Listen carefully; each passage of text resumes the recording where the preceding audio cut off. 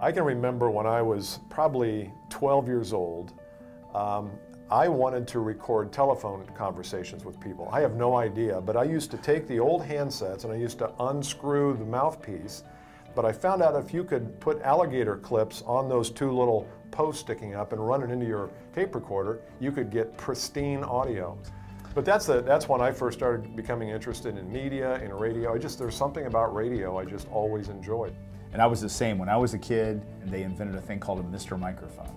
And so I remember in 7th grade, I got my first Mr. Microphone. And it was just a really cheap microphone that would broadcast into an FM radio. And when I got to be a freshman in high school, I had a good friend. His name was Dave Furch. And Dave and I decided that we wanted to radio broadcast our high school basketball games on our Mr. Microphones. So we did that. We went to all the basketball games. We did pre-production, so we come to my basement.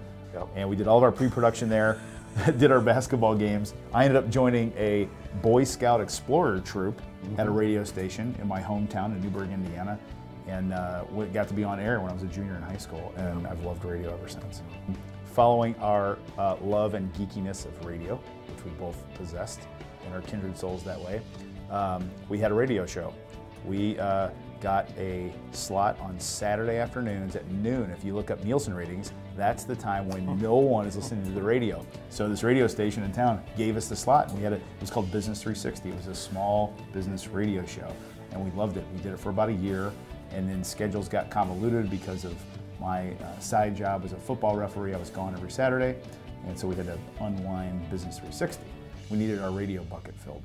Yeah. And along came Mr. Innovation, who knows things way before anyone else does, and he found podcasting.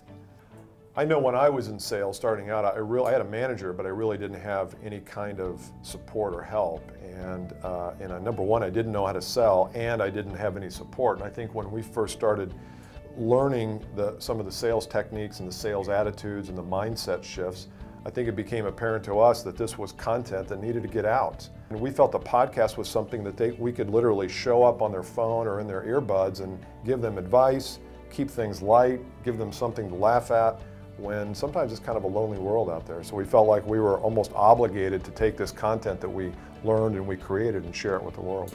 Yeah, I think we both grew up in and around big companies that had very, very traditional sales training and sales approaches.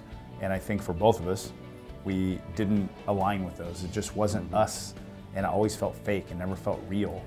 And the light went off, for me at least, when I realized that what we were teaching wasn't tactical in nature, it was much more philosophical in nature. I think our job is to release potential.